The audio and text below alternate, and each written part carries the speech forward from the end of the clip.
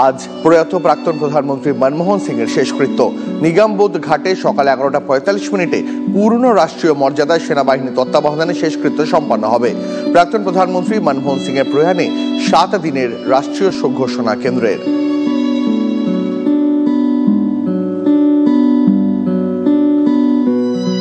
আরো একবার জানিয়ে রাখি আপনাদের, নিগমবোধ ঘাটে আজ সকাল 11:45 পূর্ণ রাষ্ট্রীয় মর্যাদায় সেনাবাহিনী তত্ত্বাবধানে শেষকৃত্য হবে প্রাক্তন প্রধানমন্ত্রী মনমোহন সিং এর। তার প্রয়াণে 7 দিনের রাষ্ট্রীয় শোক ঘোষণা করেছে কেন্দ্র।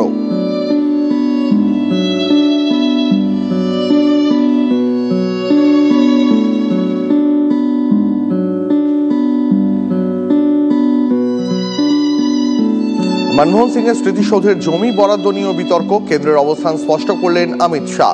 প্রয়াত প্রাক্তন প্রধানমন্ত্রী মনমোহন সিং এর স্মৃতিসৌধের জন্য জায়গা চেয়ে কেন্দ্রীয় সরকারের কাছে চিঠি লিখেছিলেন কংগ্রেস সভাপতি মল্লিকার্জুন খার্গে। কংগ্রেসের দাবি ছিল এমন এক জায়গায় মনমোহন সিং এর শেষকৃত্য সম্পন্ন হোক যেখানে তার সম্মানে একটি স্মৃতিসৌধ তৈরি করা যাবে। এই নিয়ে রাজনীতির অভিযোগ ওঠে বিজেপির বিরুদ্ধে।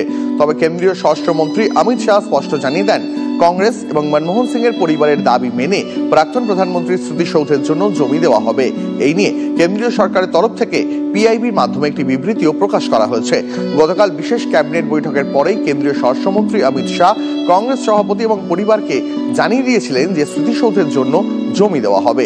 এর মাঝে শেষকৃত্য এবং অন্যান্য আনুষ্ঠানিকতা সম্পন্ন হতে পারে, কারণ জমি বরাদ্দ করতে এবং স্মৃতিসৌধ তৈরির ক্ষেত্রে একটি ট্রাস্ট গঠন করতে হবে।